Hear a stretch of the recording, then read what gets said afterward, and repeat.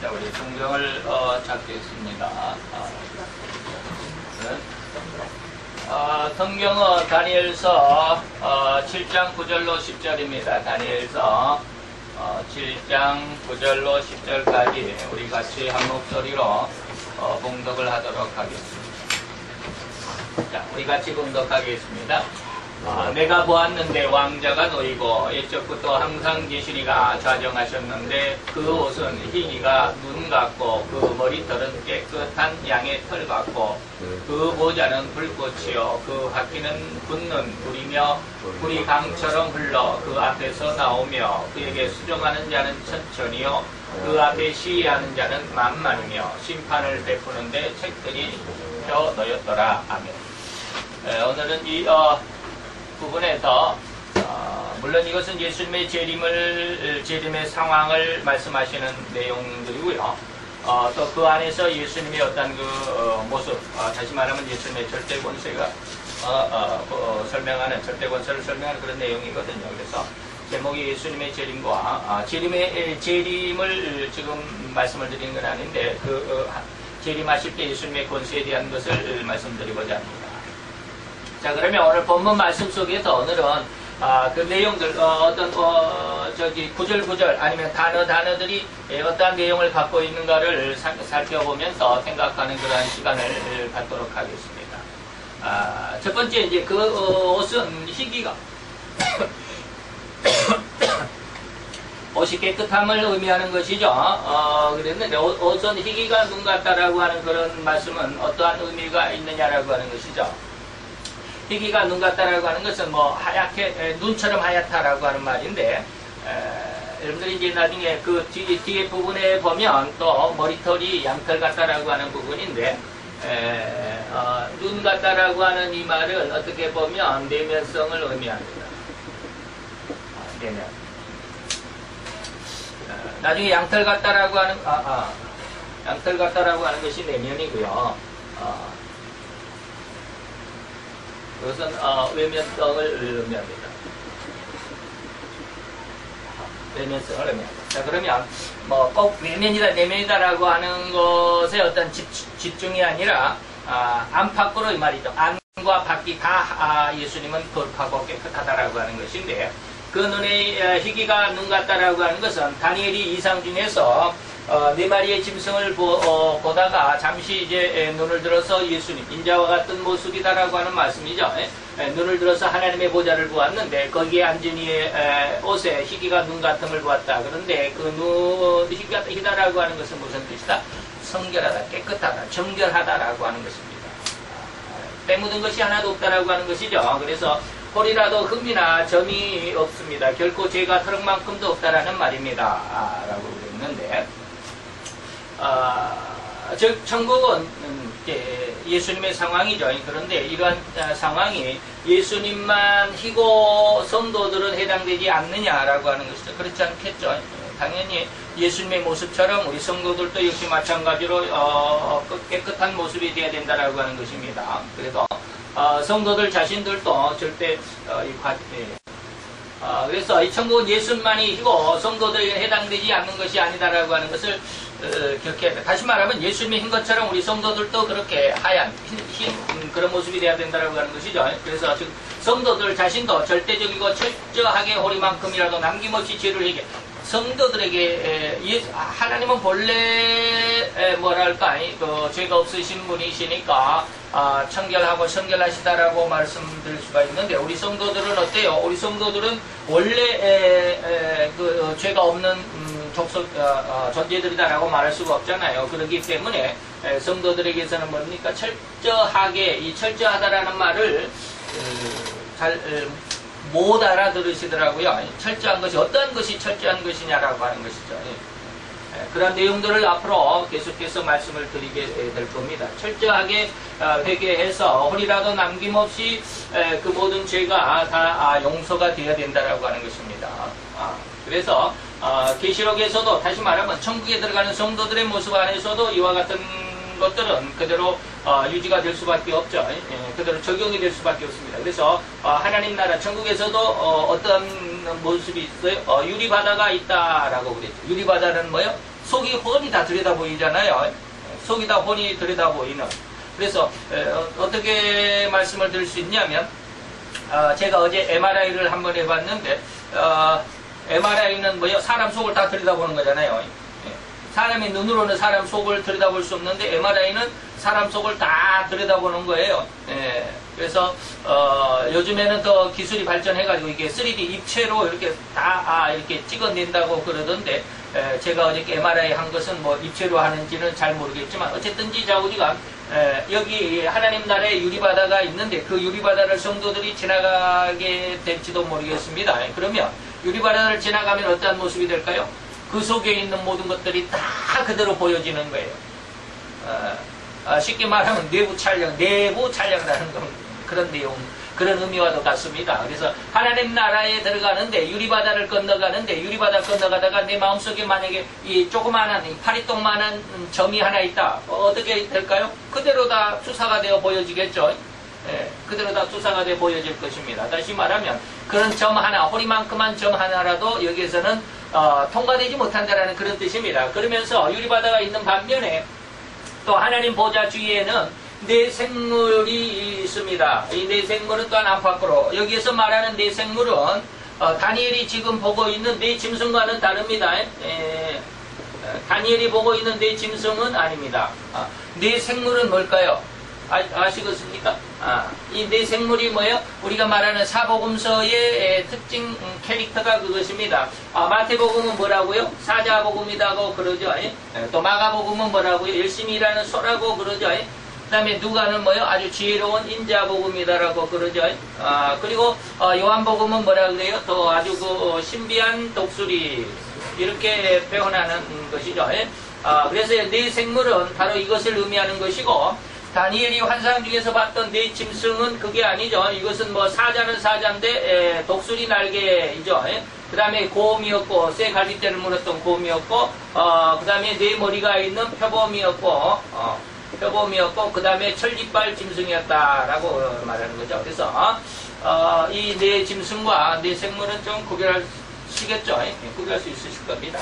그런데 이 네 생물에게는 어떠한 특징이 있느냐면 뭡니까? 안과 밖에 눈이 가득하다라고 하는 것입니다. 안과 밖에. 네 생물이 어떻게 생겼는지 자세히 모르겠어요. 물론 사자, 소, 인자와 같고 독수리 같은 이러한 생물들인데 이 생물들에게 있어서 안팎에 눈이 가득하다라는 말이 무슨 말인지는 잘 모르겠지만 잘 상상이 안팎에 눈으로만 되어 있는 것이 상상이 안 되지만 이것은 뭐냐면 홀이라도 남김없이 말이에요. 다 본다라는 것이에요. 숨김이 없다라고 하는 것입니다. 다시 말하면 숨김없이 하나라도 홀이라도 숨김없이 이 말입니다. 다 들여다본다라는 거예요. 어디 하나 빠뜨리지 않고 다 들여다볼 수 있는 것이 뭐예요? 안팎으로 눈이 가득하다. 그러니까 하나님 나라에 들어가는 성도들에게 있어서는 그 속에 다시 말하면 그 마음 심령 속에 철저하게 죄를 회개해야 된다. 그게 무슨 뜻이냐? 하나님 나라에 가면 이러한 쉽게 말하면 죄를 걸러내는 이런 기능이 있다라고 이제 이것은 어떤 뭐랄까 비유적인 것입니다. 근데 유리바다가 있음으로 인해서 유리바다가 있어서 성도들이 만약에 그 유리바다를 지나가게 되면 그 속에 들어있는 죄가 만약에 있다면 죄가 그대로 다 스캔되어서 보여지는 그대로 나타나게 되겠죠. 공항에서는 엊그저께 어떤 그 뉴스에 보니까 어떤 부부가 아기를 하나 데리고 가족 여행을 하는 것처럼 나갔다가 들어오다가 2kg가 가까운 그 마약을 가방에다 들고 들어왔던데요. 그러다가 걸렸어요. 어떻게 걸려요? 그 엑스레이에 이렇게 다 스캔이 되잖아요. 짐들은 다 스캔이 됩니다. 근데 가방 속에 있는 1.4kg가 되는 그 마약이 스캔이 되어서 다 들여다 보여지잖아요. 엑스레이 투과를 하면. 그것처럼 투과가 된다는 거예요. 그리고 이 네 생물은 이렇게 안과박에 눈이 가득해서 이들이 다 들여다보는 것입니다. 그렇기 때문에 우리는 결코 홀이라도 어떠한 죄를 숨기거나 감추거나 묻어둘 수가 없다라고 하는 그런 내용입니다. 그래서 천국에서는 결코 죄가 용납되지 않는 용납될 수도 없는 그러한 상황이다라고 하는 것입니다. 그래서 우리의 지금 살아있을 동안에 죄를 회개한다라고 하는 것이 얼마나 중요한 것인가를 알 수가 있을 것입니다. 그래서 하나님은 분명 성령님을 우리에게 보내주셔서 우리가 죄를 회개하는 데 있어서 죄를 어떻게 우리가 다 해결할 수 있겠느냐. 예수님의 십자가 앞에서만 회개함으로 인해서 우리의 죄가 다 용서가 됐고 회개가 되었고 그리고 우리가 전부 다 깨끗해질 수 있었겠느냐. 그렇지 않다라고 하는 것입니다. 예수의 십자가 앞에서 만약에 우리의 죄가 다 용서가 됐다면 예수를 믿는다라고 하는 사람들이 절대로 다시는 죄를 안 지어야 됩니다. 그런데 너무나도 많은 죄를 짓잖아요. 그것이 뭐냐면 자, 지금부터 그걸 말씀을 드리는데 성령님을 보내셔서 예수님의 십자가의 보혈 안에서 죄사함을 받을 수 있는 회개의 은혜를 부어주십니다. 그리고 이미 성도된 분들은 이 십자가의 은혜와 보혈의 은혜 안에 있음을 자신해도 될 것이다라고 분명하게 저는 선언할 수 있습니다. 그렇습니다. 그러나 그럼에도 불구하고 예수를 믿는 사람들은 이미 죄가 용서가 되었다라고 하는 것, 다시 말하면 여기까지는 구원입니다. 구원은 받을 수 있습니다. 죄가 회개가 되었다면, 죄를 회개했다면, 어디에서? 예수님의 십자가의 보혈 앞에서 회개를 했다면 구원은 가능합니다. 그러나 아직은 뭡니까? 내 속에 죄성은 여전하다라고 하는 거예요. 그래서 예수를 믿는 사람들조차도 여전히 치고받고 싸우고 서로 그냥 교회 헌금을 가지고 뭘 했느니 서로 목사가 횡령을 했느냐고 난리법석이잖아요. 집사끼리 서로 싸우고 장로들끼리 서로 싸우고 장로 목사가 서로 싸우고 하는 것들이 뭡니까? 아직은 내 속에 죄성이 그대로 여전히 남아있다라고 하는 것입니다. 이것을 많은 목사님들이 발견을 못하더라고요. 절대로 이것을 발견해낼 수 있어야 합니다. 그냥 믿으면 예수님의 십자가의 보혈의 은혜를 믿으면 다 죄가 용서가 되었으니까 믿고 그 용서함을 받은 그 사실을 믿고 선하게 행동하라라고 하는 강력한 메시지가 무지 많습니다. 근데 그러한 메시지들 속에 내 속에 다시 말하면 성도 개개인 속에 죄성이 있다라고 하는 것을 말하는 목사님들 거의 없어요. 이걸 잘 모르고 계시는 것 같아요. 이 죄성이 있다라고 하는 것이 얼마나 중요한지 모릅니다. 이 죄성을 발견해야 된다라고 하는 것입니다. 그래서 이제 요한복음 14장부터 16장까지 내용인데 요한복음 16장에 가보면 예수님께서 성령님을 보내십니다. 이 성령님의 이름이 뭐라고요? 보혜사입니다. 보혜사 성령께서 오셔서 이제 3대 사역을 이루시죠. 3대 사역이다라고 그랬는데 이 3대 사역이 뭐예요? 죄에 대해, 의에 대해, 심판에 대해서 뭐 하신다? 책망하신다라고 하신 것입니다.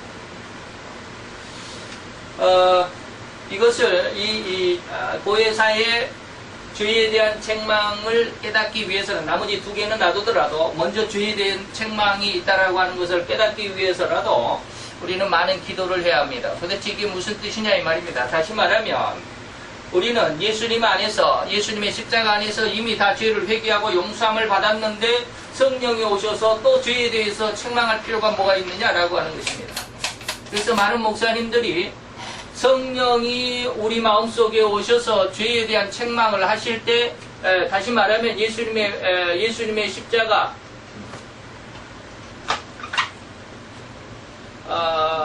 예수님의 십자가 앞에서 회개할 때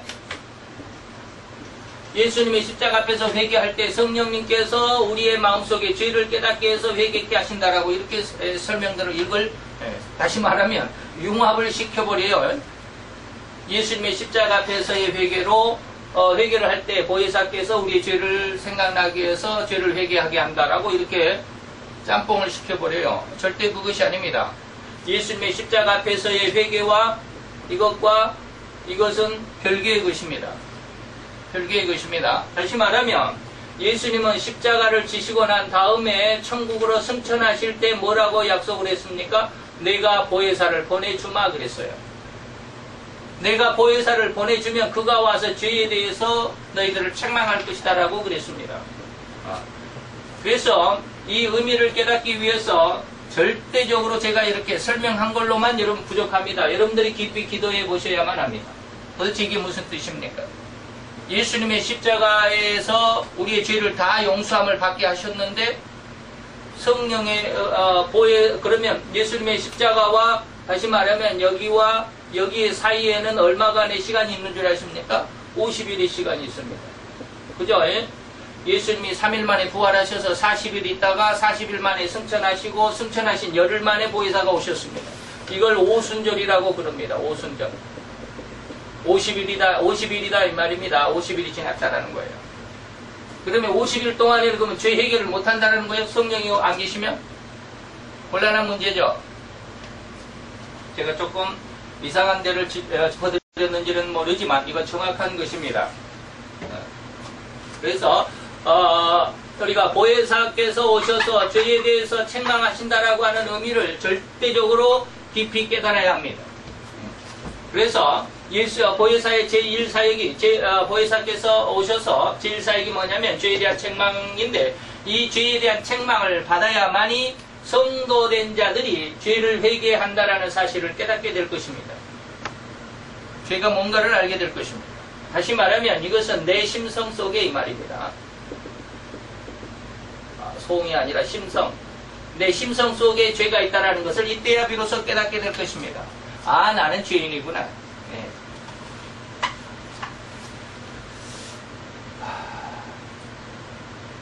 읽어보겠습니다. 자, 다시 말하면 우리는 이미 방금 제가 말씀드린 내용들을 지금 하는 겁니다. 예수님 십자가 앞에서 십자가의 보혈에 의해서 죄를 다 회개하고 사함을 받았는데 무슨 죄를 회개하라고 하느냐 하실 분도 있죠. 거의 대부분이 이 질문을 할 겁니다. 그래서 부탁드리는 바입니다. 정말 깊이 한번 기도해 보십시오. 그러면 성령님께서 이 죄에 대한 책망이 무슨 뜻인지를 여러분들에게 알려주실 것입니다. 그러면 여러분들이 제 말을 이해하게 될 것입니다.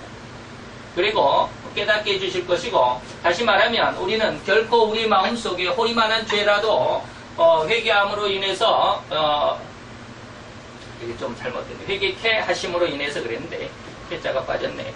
정결함을 입는 은혜의 성도들이 되시기를 간절한 마음으로 기원드리는 바입니다. 그래서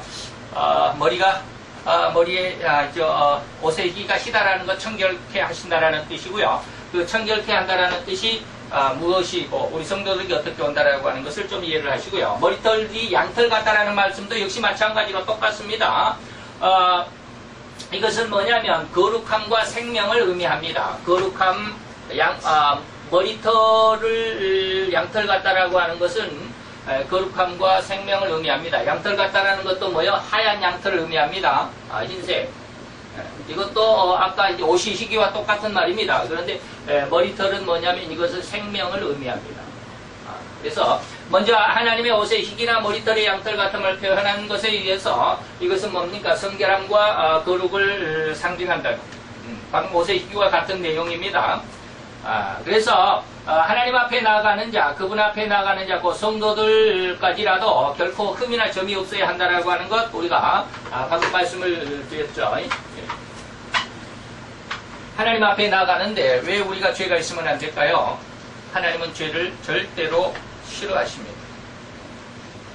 그래서 아무리 우리가 적은 아주 허리 많은 죄, 허리 많은 작은 실수를 할지라도 하나님은 우리를 용납하지 않으실 것입니다.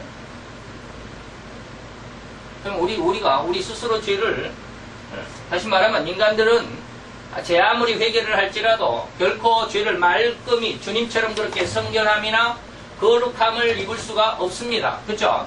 인간은 절대로 죄를 깨끗게 할 수가 없습니다. 그래서 주님의 긍휼하심으로 그의 의의 옷을, 곧 하나님의 의의 옷을 우리가 덧입어야 됩니다. 우리는 절대로 깨끗하게 할 죄를 완전히 말끔하게 씻어낼 수가 없기 때문에, 죄를 버릴 수가 없기 때문에 예수님의 의의 옷이 필요합니다. 그런데 이 의의 옷이 그냥 우리에게 예수님의 십자가의 보혈의 피의 그 대속의 은혜 안에서 이 의의 옷이 입혀지는 것이 아니라 누구에 의해서? 보혜사의 3대 사역으로만 이 의의 옷이 입혀진다라고 하는 것입니다. 그래서 또한 그 덧입혀 주시는 은혜는 절대 아무에게나 덧입혀 주시는 것이 아니고 절대로 그것을 추구하는 자, 다시 말하면 하나님의 은혜 가운데서 뭐라고 했습니까? 천국은 뭐하는 자의 것이다? 천국은 침노하는 자의 것이다. 그래서 이 보혜사의 3대 사역의 죄에 대해서, 의에 대해서, 심판에 대해서 이 말의 의미를 깨닫는 자는 이것을 구하게 될 것입니다. 그리고 구하게 되면 하나님께서는 반드시 그들에게 거룩하고 깨끗한 청결한 하나님의 의의 옷을 덧입혀 주실 것이다 라고 하는 것입니다. 이거 굉장히 중요한 것인데, 자, 우리가 잘 기억을 하시기 바랍니다. 그리고 머리털은 이제 생명을 의미하는 것인데, 생명을 의미하는 것입니다. 그래서 이 예수님의 생명은 도대체 어떤 생명이냐라고 하는 것입니다. 주님은 영생불멸이다.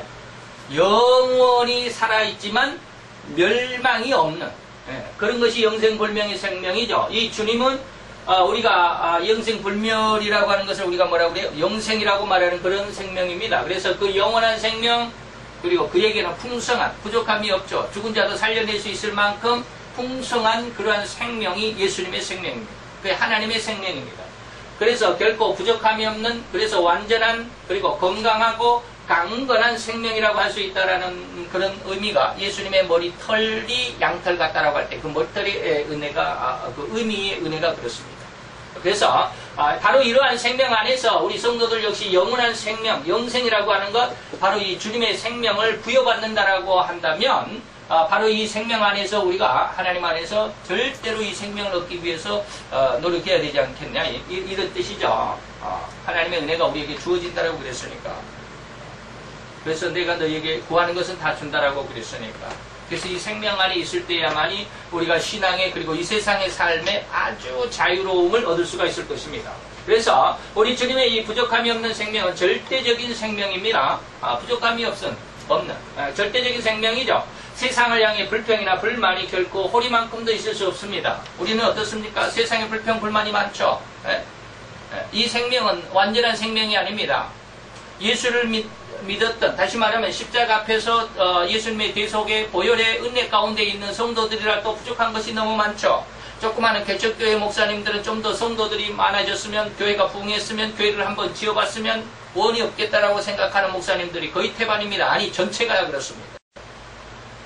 그러면 자기 교회가 이제 이렇게 건축이 되어 있는 목사님들은 그러면 더 이상의 소망이 없습니까? 아닙니다. 이런 우리 교회가 너무 작아. 이제는 더 키워봐야 되겠어. 어마어마한 교회, 이번에 우리나라에서 최고의 큰 교회를 제가 그림을 한번 봤거든요. 사진은 직접 가보지는 못했어요. 서울에. 정말 그림으로만 봐도 대단하더라고요. 어마어마하더라고. 얼마를 들여서 지었는지는 모르지만 정말 대단하더라고요. 어떤 목사님들인지 그렇게 큰 교회, 조금씩 더 큰 교회, 뭐 한 100석 교회면 한 500석 교회, 500석이면 한 1000석, 아니면 한 3000석, 아니면 한 5000석, 아니면 한 1만 명 정도는 한꺼번에 예배 드릴 수 있는 성전은 돼야지. 그런 것들이죠. 이런 것들이 뭡니까? 세상적인 그러한 욕심들입니다. 목사님들에게는 그러한 포부가 없으면 안 된다라고 말하지 마십시오. 그거는 포부가 아니라 세상적인 욕심입니다. 절대적으로 그렇습니다. 처음에는 그게 포부가 될 수 있습니다. 아직은 영이 무엇인지를 모르는 단계에 있어서는 그런 포부가 있어야 합니다. 나도 이런 어느 정도의 목표와 계획을 가지고 수고하며 애쓰면서 어느 정도 내가 1년 동안에 얼마 정도의 내 목표와 계획에 얼마 정도 목표를 도달했는지, 30% 했는지, 1년 만에 30% 했는지, 20% 했는지, 그런 어떤 계획적이고 어떤 순차적인 수고와 노력이 필요합니다. 그러나 영의 은혜가 무엇인 줄 아는 사람들은, 영을 추구하는 사람들은 이런 것을 결코 추구하지 않습니다. 그러니까 과정은 있지만 어쨌든지 간에 예수님께서 우리에게 주시고자 하는 생명은 뭡니까? 세상에서 결코 불평이나 불만, 부족함이 없다라고 그랬잖아요. 불평이나 불만이 호리만큼도 있어요. 호리만큼도 없다. 그리고 상대를 저주하거나 상대를 얕잡아보거나 요즘에 흔히 말하는 갑질이라고 말하는 이러한 심성이, 이러한 생각이 전혀 없다라는 거예요. 이런 갑질적인 생명은 결코 호리만큼도 용서되지 않는, 이걸 이렇게 해야 되니까, 용서되지 않는 것이 바로 부족함이 없는 생명이 바로 그런 생명입니다.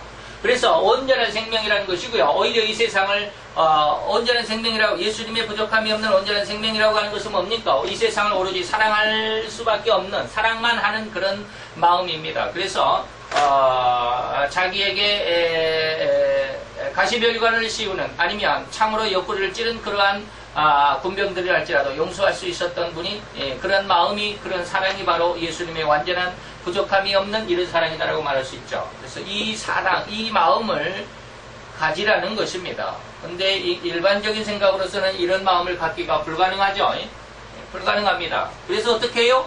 보혜사가 오실 것입니다. 그래서 죄를 회개하고 의를 깨닫게 하고 세상의 심판의 그 책망으로 인해서 세상 왕을 이기신 그 이김, 세상의 모든 것들을 이기신 이김이 우리에게 주어지게 된다. 그게 성령 세례인데 어쨌든지 우리에게 이러한 은혜를 얻도록 하셨다라고 하는 것입니다. 그래서 이러한 생명은 세상을 완전히 포용하고도 남을 만큼 넓고 큰 사랑의 생명이라고 해도 과언이 아닐 정도로 완벽한 생명이라는 말입니다.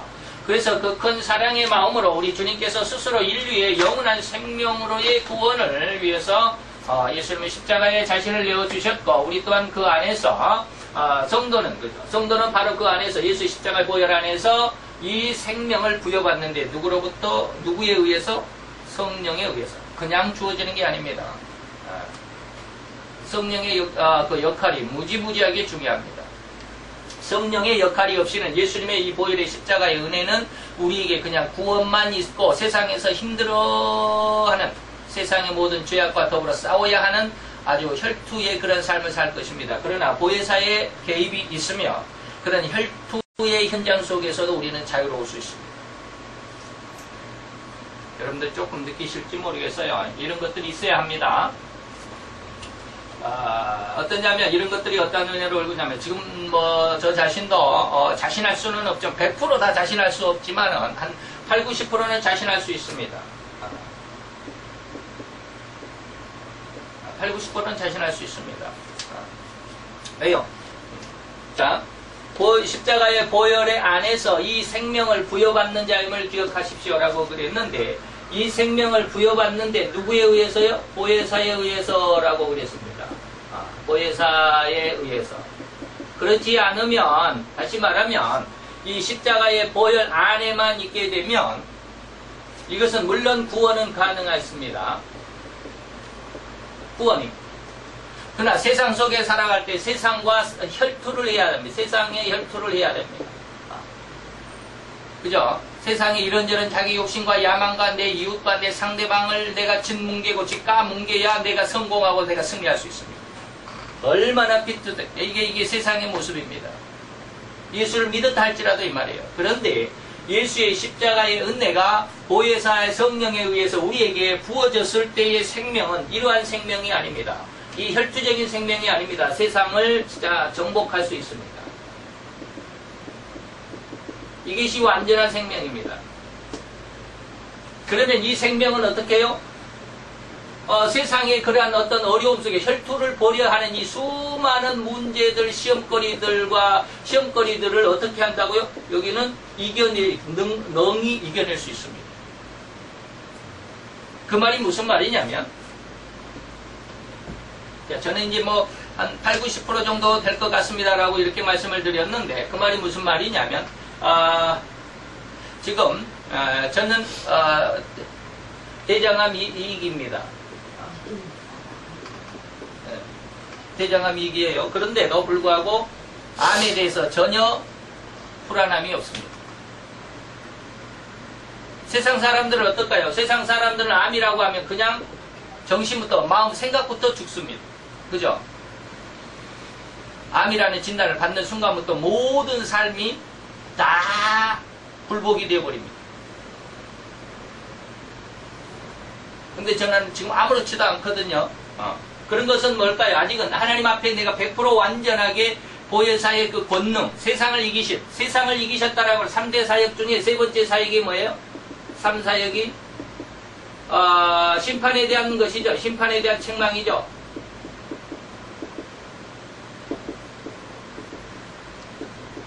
심판에 대한 책망은 뭘까요? 세상 왕을 이겼단 말이에요. 세상 왕을 이기셨다라고 그랬는데 세상 왕이 가지고 있는 것이 뭔 줄 아십니까? 세상의 모든 거예요. 세상과 세상의 법칙입니다. 제가 늘 말하는 세상과 세상 법칙인데 이 안에 모든 인간의 조건이 들어있습니다. 이 안에 모든 인간을 괴롭게 하는 질병들도 들어있습니다. 힘들게 하는 모든 여러 가지 곳곳, 다시 말하면 인간의 삶에 필요한 삶의 요건들입니다. 삶의 필요 요건들입니다. 전부 다가 이 속에 들어있습니다. 그런데 예수님은 이 세상 왕을 이기셨다라는 겁니다. 이 심판하셨다라는 겁니다. 그러면 다시 말하면 세상의 인간의 어떠한 삶에 필요한 조건들, 명예와 권세와 이권과 그리고 자기 어떤 행복들, 성공들, 그 다음에 어떤 질병들, 그리고 뭐 할 것 없이 모든 것들을 예수님은 이기셨다라고 하는 것이잖아요. 그 이김이 주어진다면, 그 이김의 믿음을 내게로 부음을 받는다고 한다면, 부여받는 자가 된다면, 이러한 것들이 결코 아무 효력을 발휘하지 못할 것이다라고 하는 거예요. 이겨낼 수 있을 것이다라고 하는 거예요. 그래서 제가 암 진단을 받고 상당히 마음속으로 기뻐했습니다. 암 진단 받고 기뻐했다는 말을 믿어주실지 모르겠지만 상당히 기뻐했습니다. 왜요? 나도 암을 이길 수 있는 믿음이 있구나. 하나님께서 내게 감당하지 못할 시험을 주시지 않는다라고 약속하셨는데 내가 암을 이길 수 있는 힘이 그리고 그 믿음이 있기 때문에 암을 주셨지 않겠는가. 예전에도 저는 그런 기도들을 많이 했습니다. 하나님, 만약에 나보다 먼저 내 자녀들이 혹시나 잘못되면 어떡합니까? 내가 과연 내 자녀들이 나보다 먼저 잘못된 것을 내가 과연 그것을 감당할 수 있겠습니까? 그런 기도를 많이 했어요. 아브라함처럼 아들을 죽여서 제물로 드려라라고 하는 그런 어떤 시험이 내게 온다면 하나님 과연 나는 그럴 수 있겠습니까? 믿음이 있다면 하겠다라고 대답하겠죠. 그게 실제가 돼야 된다라고 하는 거예요. 현실적으로. 그래서 하나님께서 많이 말씀하셨습니다. 이런 것에 대해서. 그러면서도 지금조차도 하나님 앞에 안타까운 것은 뭐냐면 이런 질병 때문에 제가 기도를 많이 하지는 않지만 질병 때문에 많이 기도는 하지는 않지만 더 중요한 것은 뭐냐면 이 질병 때문에 기도하는 것보다도 내가 하나님 앞에 온전한, 다시 말하면 하나님의 이 부족함이 없는 생명을 부음받는 그런 자가 되는 것에 대한 기도가 조금 부족했다라고. 왜? 이 암이 발병함으로 인해서, 진단됨으로 인해서 제가 조금 여기에 신경을 썼던 모양이에요. 두려워하거나 불안한 것은 아니지만 여기에 대해서 기도를 좀 했던 모양이죠. 나는 기도 안 한다라고 하기는 내 의식은 그러지만, 그래서 하나님 앞에 중심이 지금 흔들리고 있구나. 내 삶에 있어서 하나님을 향해서 나아가던 지금까지의 10여 년 동안의 기도가 지금 이것으로 인해서 조금 흔들리지 않나라는 그런 어떤 회개가 오늘 새벽에는 있었지만, 어쨌든지 여러분들이 이런 어떤 보혜사의 생명의 능력이, 예수님의 십자가에 대속하신 그 부족함이 없는 생명이 성령, 보혜사의 성령에 의해서 여러분들의 마음속에 부어질 때, 3대 사역으로 인해서 여러분들에게 부어질 때 세상의 것은 여러분들에게 길을 세우지 못할 것이고 맥을 추지 못할 겁니다. 아무렇지도 않게 지나갈 수 있습니다. 그래서 좀 여담이지만 제가 이 암이 발병해가지고 저희 수원시청에서 공무원 그 단체 보험에서 암에 걸린 사람들은 1,000만원 암보험이 나와요. 제가 빨리 청구해야 되겠다라는 생각이 갑자기 들어요. 왜? 치료하다가 암이 없어지면 어떡해? 하나님께서 암이 치료할 것만 같은 그런 어떤 느낌이 있어요. 그렇기 때문에 그럼 어떻게 해? 빨리 암보험 타먹어야지. 좀 이상한 말입니까?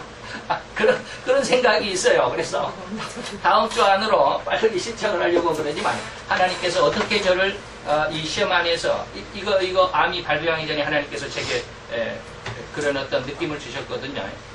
지금 우리가 이 다니엘서를 강의하고 있지만 다니엘서를 강의하면서 2장에서 뭐가 있어요? 풀물불 사건이 나오죠. 그리고 6장에서 사자굴 사건이 나오죠. 거기에 대한 믿음을 확 주셨습니다. 그때 아주 강력하게 설교를 많이 했을 것입니다. 그래서 그러한 은혜가 주어졌는데 하나님 그래도 조금 수술은 해야 할 부분이 좀 있죠. 암이 아니라도 좀 수술해야 할 부분이 있어서 그것은 수술을 해야 될까요? 아니면 그것까지 다 없애주실런지는 모르겠지만 그래도 하나님 암이 그냥 이렇게 수월하게 그냥 없어져 버리면 이거 뭐야 이거 그런 생각이 들기도 해요. 어쨌든지 하나님 앞에 우리가 이러한 모습 안에서 승리할 수 있는 것은 뭡니까? 보혜사의 3대 사역의 은혜에 의해서 주어진다라고 하는 것을 우리가 절대로 잃어버려서는 안 됩니다. 이것이 아니고는 다시 말하면 보혜사의 사역에 의하지 아니하고서는 우리가 이 세상을 이길 수 있는 예수님의 생명, 우리가 말하는 부족함이 없는 그런 생명이라고 하는 것을 받을 수가 없습니다.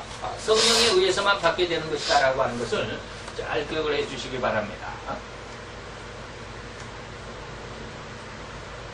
그 다음에 예수님의 그 보좌를 보니까 보좌가 불꽃이다라는 말씀이 표현이 되어 있는데 불꽃은 뭡니까? 권세와 능력을 의미합니다. 예수님이 앉은 의자가 불꽃이다라고 하네. 불 가운데 앉아있어요. 우리가 얼른 생각하면 엉덩이 안 타지겠나? 그게 아니라 하나님의 권세라는 뜻입니다. 불꽃이라는 뜻은 뭐예요? 하나님의 권세라는 뜻입니다. 다시 말하면 불은 뭡니까? 태워서 없애버리는 기능이잖아요. 태워서 없애버려요.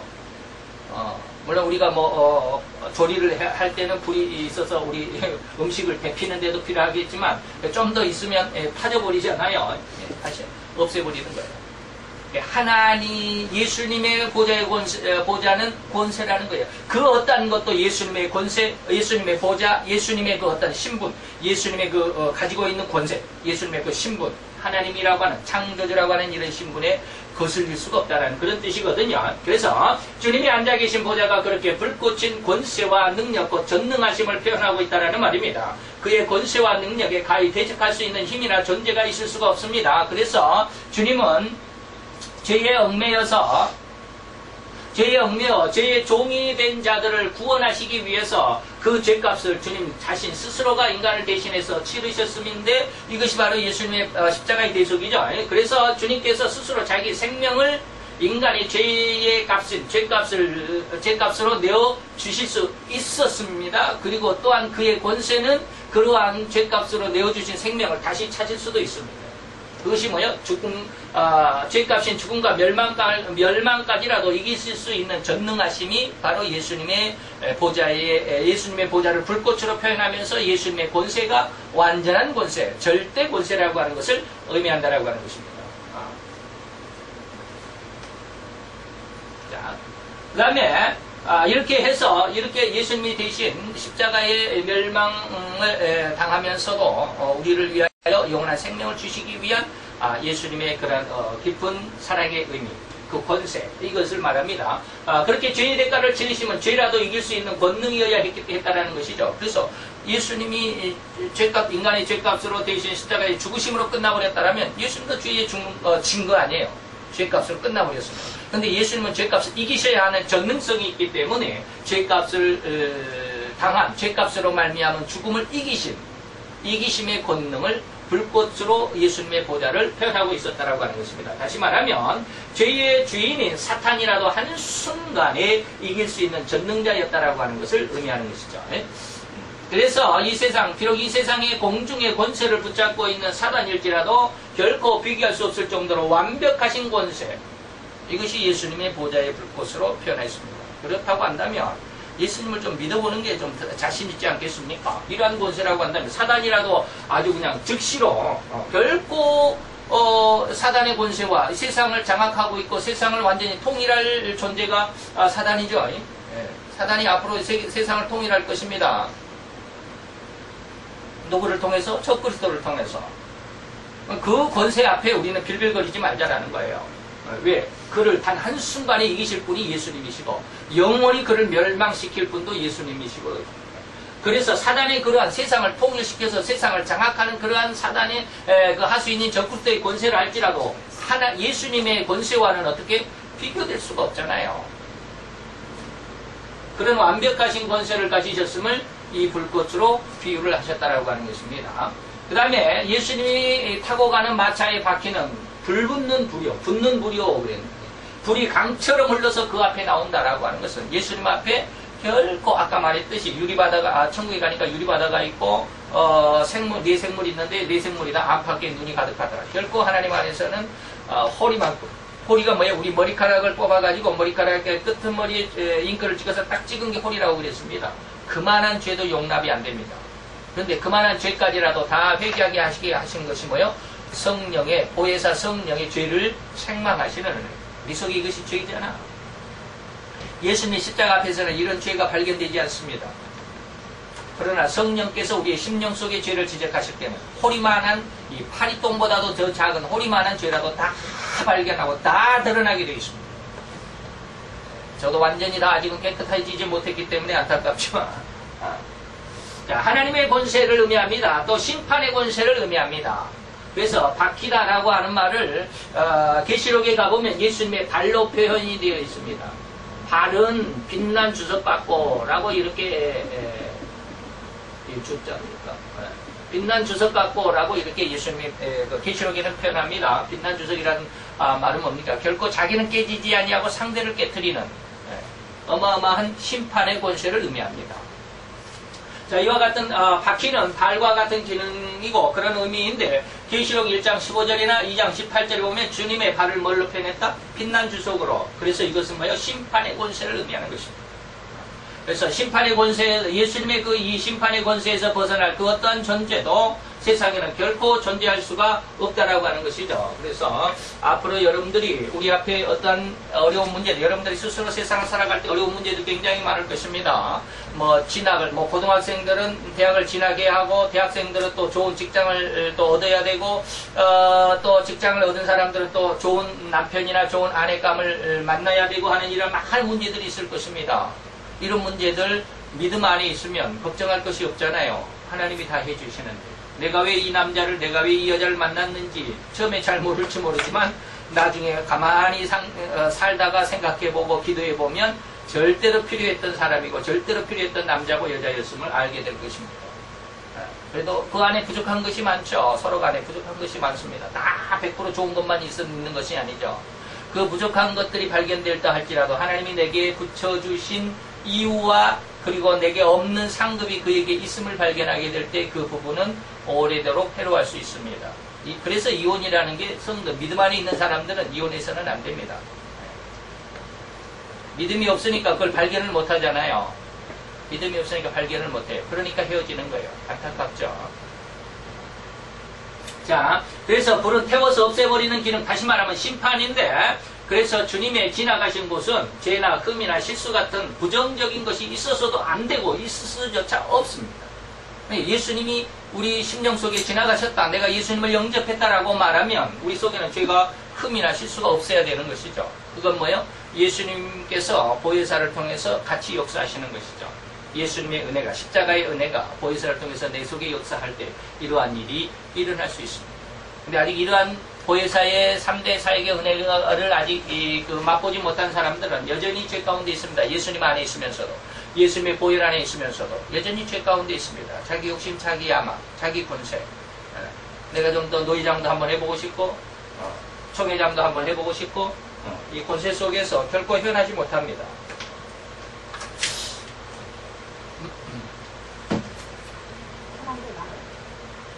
자, 그래서 주님의 이러한 절대 권능이 나타나실, 다시 말하면 그러한 권능이고 그러한 능력이 하나님에게서 영원토록 팔팔 타오르 흘러나오는 것입니다. 그래서 그 예수님의 앞에서는 허리만큼의 죄를 할지라도 견뎌낼 수가 없죠. 그 다음에 수종드는 자, 예수님의 안에서 수종드는 자는 천천히고 그 앞에 시위하는 자는 만만이다라고 그러셨는데, 이는 천사들의 수요를 의미합니다. 수요, 숫자를 의미하죠. 근데 이 숫자가 뭡니까? 많다라는 의미입니다. 많기는 많은데 그러나 수가 뭐였다? 정해져 있다라는 거예요. 무한이냐, 셀 수 없이 많다 하더라도, 셀 수 없이 많다라는 표현을 하더라도 뭐예요? 숫자는 정해져 있다라는 거예요. 그래서 천천히요 만만이다, 우와 많다 그러지만 세볼 수는 있다 이 말이에요. 그래서 다시 말하면 무한하다는 것이 아니죠. 무한한 것이 아니라 유한한 숫자다 이 말입니다. 그래서 많다라는 의미예요. 천천히고 만만이다라는 것은 많음을 의미하는 것인데, 하나님의 이 천사들은 두 계파가 있는 줄 아시죠? 그래서 우리가 잠시 한번 생각만 해보고 지나가도록 하겠습니다. 천사들의 계파는 두 계파인데요. 첫째는 뭐냐면 가브리엘 계통입니다.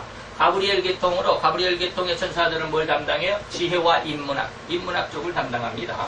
다른 하나는 누구냐면 미가엘 계통인데, 미가엘 계통이는 뭐예요? 무관으로 힘과 능력, 다시 말하면 우리의 건강을 책임지는 천사라고 해도 과언은 아닐 것입니다. 마태복음 24장에서도 주님은 주님의 재림의 때에 이들, 다시 말하면 이 천사들을 사용하실 것임을 분명히 밝힙니다. 다시 말하면 이 천사들이 세상으로 여기저기 돌아다니면서 땅 이 끝에서 땅 저 끝까지 믿는 자들을 불러 모을 것이라고 비유로 말씀하셨습니다.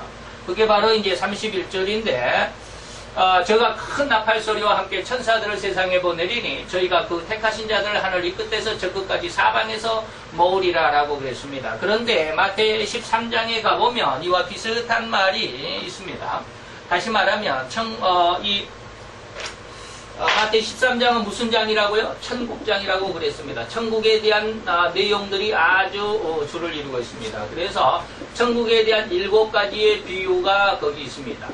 천국은 이렇게 천국은 이렇게 해서 천국은 무슨 뭐 가로소마 속에 버린 누룩과 같다, 천국은 뭐 그물과 같다, 천국 밭에 감춘 보화가 같다, 뭐 이렇게 쭉 이야기를 하죠.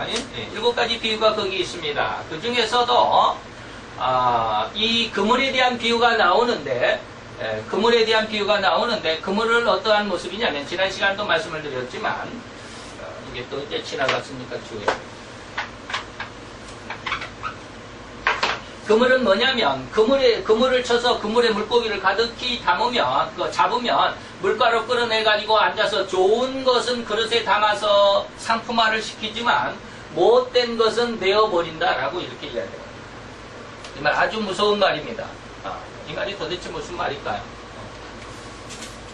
이게 바로 천국과 지옥입니다. 이 말이 천국과 지옥인데 많은 분들이 이걸 그냥 막 쉽게 지나가더라고요. 자, 여기에서 우리가 정말 주의할 것은 또 경각심을 가져야 할 것이 문제가 뭡니까?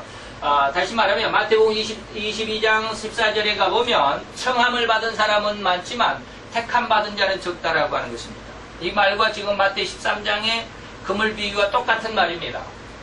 참으로 하나님의 구원의 초청을 받아서 교회에 출석하게 되고 주일 성수도 잘 지키고 주일 성수도 잘하고 그 다음에 교회에 많은 아니면 그리고 모든 행사에 적극 참여하는 아주 모범적인 성도님으로 잘 성장했을지라도 결코 천국에 입성은 자동적으로 올라가나? 천국에 입성해서 탈락할 수 있다라는 아주 미묘한 경고를 주의한다라는 것입니다. 교회 생활만 잘했다고 해서 되는 게 아니에요. 교회 생활 잘하면서 교회에 아주 중직으로서 교회의 재정을 담당하는 분들 중에 다소 일부분은 돈 때문에 역시 유혹을 견디지 못하는 분들이 조금 있죠. 그래서 교회 헌금을 개인적으로 사사로이 유용을 하다가 걸려서 망신하는 사람들도 상당히 많습니다. 그래서 그런 모습 안에서 구원은 제가 그들에 대해서 구원은 제가 확답을 드릴 수는 없지만 구원은 하나님의 소관이지만 어쨌든지 우리는 뭡니까? 청함을 받았지만 택함 받지는 못했을지 않겠나라는 그런 생각을 해보기도 합니다. 어쨌든지 우리는 마태복음 14장 48절에 그물에 대한 비유와 같이 그물에 많은 고기들이 잡혀 올라오지만 어부에게 좋지 못한, 즉 다시 말하면 못된 고기라고 표현이 된 이 다수가 그물에 걸려들 수 있다는 것입니다. 그래서 이들은 밖에 내다버릴 수밖에 없다라고 하신 의미와 같이 절대로 성도님들의 신앙이 올바름으로 성장하지 않으면 자신이 철저하게 책임을 져야만 하는 불행한 대가에 이를 수도 있음을 주의해야 하자라고 하는 것입니다. 곧 하나님, 우리 주님의 심판의 기준은 절대로 불꽃같이 임하실 것이기 때문에 다시 말하면 정확하게 나중에 보면 고린도 교회도 보면 하나님 앞에 나갈 때 시험을 받는다 그러죠. 무슨 시험을 받아요? 불의 시험을 받는다. 그런데 이 불의 시험에는 불의 시험을 받을 자들이 6가지가 있다고 그랬죠. 하나는 금이고 하나는 은이고 하나는 철이죠.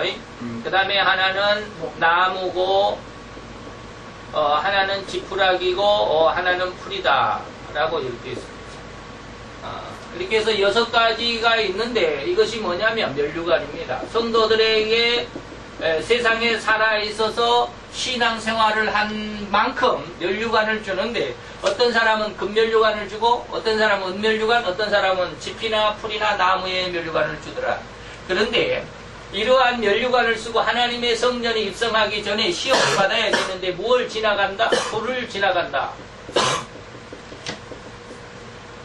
근데 불을 지나갈 때 금이나 은이나 동은 이 불을 이겨낼 수 있잖아요. 없어져 버리질 않아요. 그런데 나무나 지피나 풀은 이 불에 순식간에 타지 없어져 버릴 거잖아요.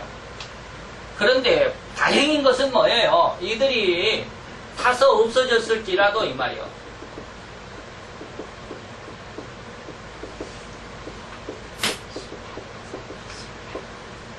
그 다음 문구가 우리를 완전히 안심하게 합니다. 상급은 없다 할지라도 뭐요? 부끄러운 구원이다.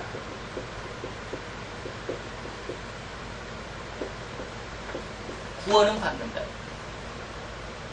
천국에는 들어가, 지옥에는 안 가잖아요. 상급은 없다 할지라도. 그래서 우리가 세상에서 신앙생활을 하는 데 있어서 잘해야 하는 이유가 이만큼 중요합니다. 부끄러운 구원을 얻을 자들이 많기 때문에 그렇습니다.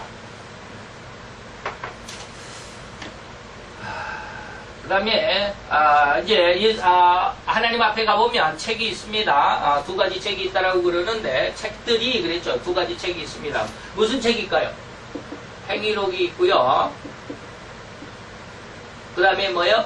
생명록이 있습니다. 행위록은 뭐요? 자잘한 우리의 모든 언행심이 다 거기에 기록이 되어 있습니다. 생명록은 뭐요? 하나님의 상급이 벌이 아니라 상급이 기록이 되어 있습니다. 다시 말하면 생명록에 기록이 되어 있으면 천국이고요. 행위록에 기록이 되어 있는 사람은 지옥이라는 뜻입니다. 네가 이거 잘못했지 이거예요. 네가 이거 잘했지 이거예요. 생명록. 그래서 언행심사가 하나도 빠짐없이 다 기록되어 있다라고 하는 행위록이라고 하는 책입니다. 그러니까 이 의미는 다시 말하면 지금 다니엘서를 우리가 배우고 있습니다. 자, 이 행위록의 기록이 심판을 베푸는데, 다시 말하면 생명록은 뭐예요? 심판이 아니라 상급을 위한 책입니다. 그런데 심판을 베푸는데 책들이 있다라고 하면 이 책은 무슨 책이요? 행위록입니다. 심판을 하겠다라는 책이에요. 행위록은.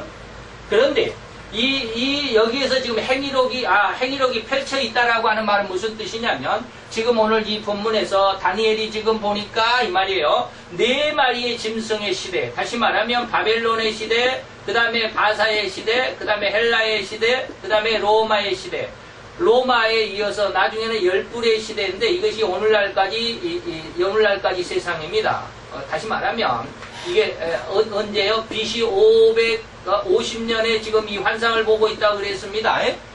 BC 550년에. 그러면 오늘날이 어디예요? 오늘날이 2016년이잖아요. 그러면 얼마간의 차이가 있을까요? 2566년 전에 이 환상을 지금 보고 있어요. 오늘날로 비유해서 전에 보면 2566년 전에 이 환상을 보고 있잖아요. 지금 2566년 동안 또 앞으로 예수님께서 재림하실 날까지 얼마의 시간이 우리에게 남아있을지는 모르지만 이 날 동안 내 짐승은 내 짐승은 뭐요? 세상 나라입니다. 세상 나라라고 그랬죠. 세상 나라의 시대에 이 말이에요. 세상 나라의 시대. 세상을 살아가면서 이 말입니다. 다시 말하면 바벨론, 곰, 메데파사, 그 다음에 헬라, 그 다음에 로마인데 이러한 네 짐승의 시대가 지나가고 더 나아가서 10뿔의 시대. 제가 10뿔의 시대를 말씀을 드렸는데 오늘날 시대라고 이렇게 말씀을 드렸습니다.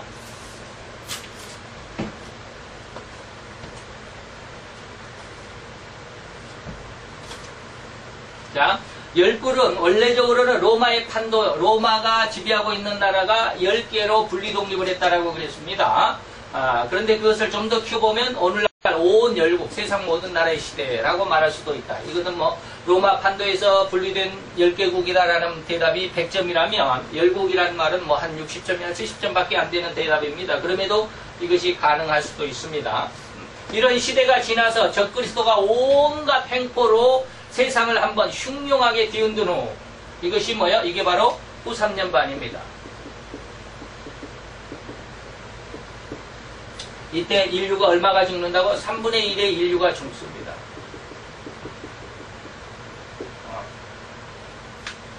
이렇게 3분의 1의 인류가 죽습니다. 3분의 1의 인류가 죽는다고 계속 제가 말씀을 드렸습니다. 3분의 1이면 지금 우리가 70억이라고 하면 23억에서 24억이 죽습니다. 어마어마한 숫자가 죽죠. 얼마 만에? 3년 반 동안에. 그러면 이걸 제가 계산해 보니까 하루에 얼마가 죽어요? 하루에 240만 명씩 죽어요. 하루에 240만 명씩 처형을 해요. 세상에 이 시체들을 장사할 틈이 없어요.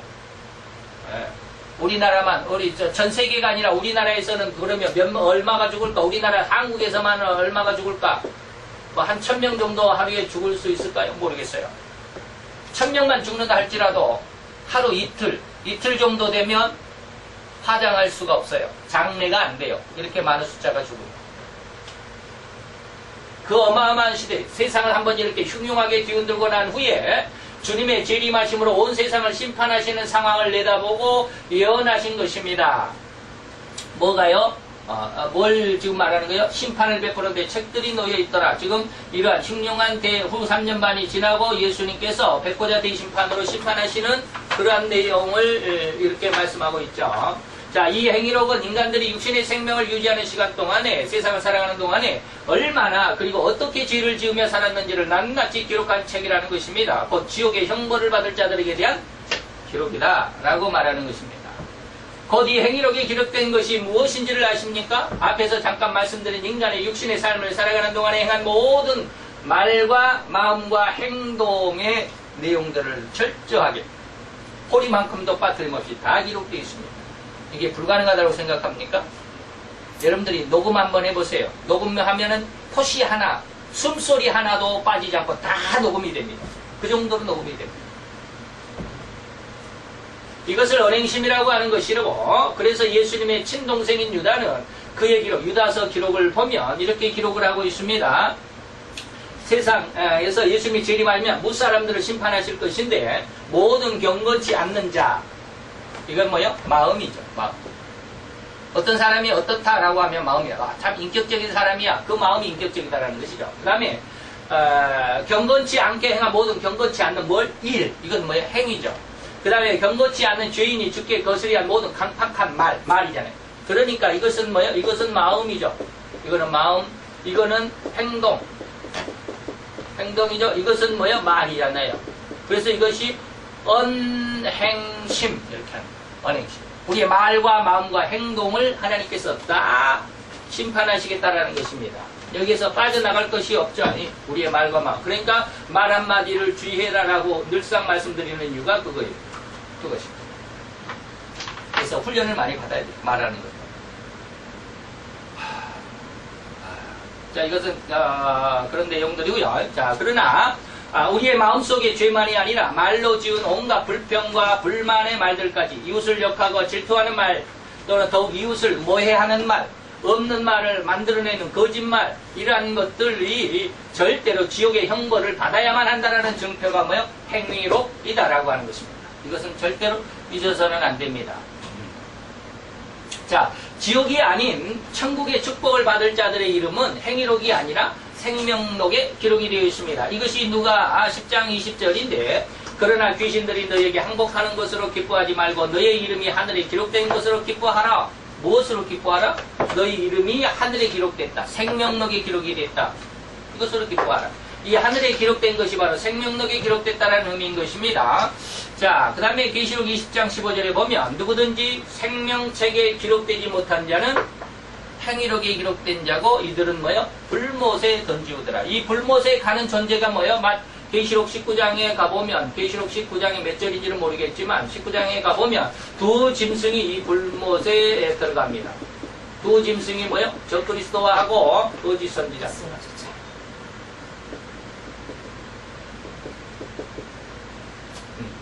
여기에 나중에 보면 여러분들이 이 다음 구절을 보면 뭐라 그러냐면 모든 짐승들이 뭐요? 이 모든이라고 하는 말 속에 바로 이 생명록에 기록되지 못한 자가 들어있습니다. 나중에도 말씀을 드리겠죠. 오늘은 아마 이게 마지막일 겁니다. 자, 이렇게 해서 오늘 예수님의 절대 주권에 대한 그 은혜의 모습들, 예수님의 절대 권세를 한번 생각을 해보시면 앞으로 세상을 통일시키고 세상에 아주 어마어마한 권세를 가지고 세상을 완전히 손아귀에 주물럭주물럭하는 한 존재가 나타날 겁니다. 적그리스도라고 하는 존재가. 근데 우리가 거기에 그 적그리스도에게 빌붙어서 세상에 한번, 나도 한번 내 명예를 한번 드러내보고 싶고, 내 영광을 한번 드러내보고 싶고, 나도 한번 잘 먹고 잘 살아보겠다라고 하는 수없이 많은, 구름대같이 많은 사람들이 그 적그리스도의 휘하에 몰려들 것입니다. 그것을 성경은 뭐라고 그랬어요? 바다 모래같이 그랬어요. 좀 다른 데서 표현이 되어 있지만 바다 모래같이 그 휘하에 몰려들 것입니다. 그런데 그들의 기간은 얼마라고요? 이들이 세상을 장악할 수 있는 기간은 3년 반밖에 안 된다. 3.5년. 다시 말하면 1260일밖에 안 되더라. 이 날을 잘 참고 견디면 바로 이날 예수님께서 재림하십니다. 잘 기억하시고 우리는 기왕에 세상에 아마 죽을 때가 되면 죽을 어떤 위기가 닥치면 죽음에 두려워하지 말고 오늘 예수님처럼 세상 왕을 이기신 이기심의 그 권능이 우리가 받아야 됩니다. 그래서 죽음이라도 두려워하지 않는 그러한 담대함과 믿음이 생겨나게 됩니다. 그래서 저도 이제 병이 있다고 그러니까 사람들이 여기저기 좋다라고 하는 말을 들으면 이것이 좋습니다, 저것이 좋습니다 말들을 많이 하는데 저는 그런 거 안 믿습니다.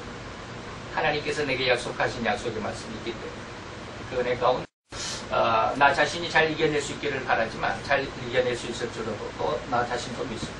그래서 여러분들도 어떤 어려움이 왔다라고 했을 때 그 어려움을 이겨낼 수 있는 힘이 있었으면 또 그런 믿음이 있었으면 좋겠습니다. 근데 여러분들에게는 어떻게 보면 아직은 그것을 이길 만한 믿음이 없기 때문에 이러한 큰 어려움은 주지 않을 것 같습니다. 여러분들이 당한 어려움을 한번 곰곰이 생각해 보세요. 그럼 거기에 빗대서 내 믿음이 얼마만하구나라고 이렇게 짐작할 수 있을 것입니다. 훌륭한 우리 성도들이 되시기를 바라면서 기도합시다. 할렐루야. 주님 여호와여, 주께 감사를 드리나이다. 주의 영광 앞에 아름답게 귀한 저들 오늘도 주님의 귀한 사랑 안에서 귀한 은혜의 임하심 속에서 또 우리 주님 예수 그리스도의 절대 본세 속에서 우리가 어떠한 모습으로 살아야 할 것인지 그리고 우리가 어떻게 사는 것이 참다운 행복인지를 생각해보고 상고해 보았나이다. 주의 말씀의 왕총 가운데 있어 참으로 귀한 하나님의 아들 하나님의 귀한 딸들로 잘 성장해 갈 수 있도록 하나님께서 역사하시고 우리가 주의 말씀을 들을 때마다 우리의 지혜와 지식이 우리의 청기와 청명이 하나님 앞에 빛을 발하는 귀한 은혜의 시간으로 답하는 시간이 되게 도와주옵소서. 예수 그리스도 이름으로 감사와 기도드려서 옵나이다.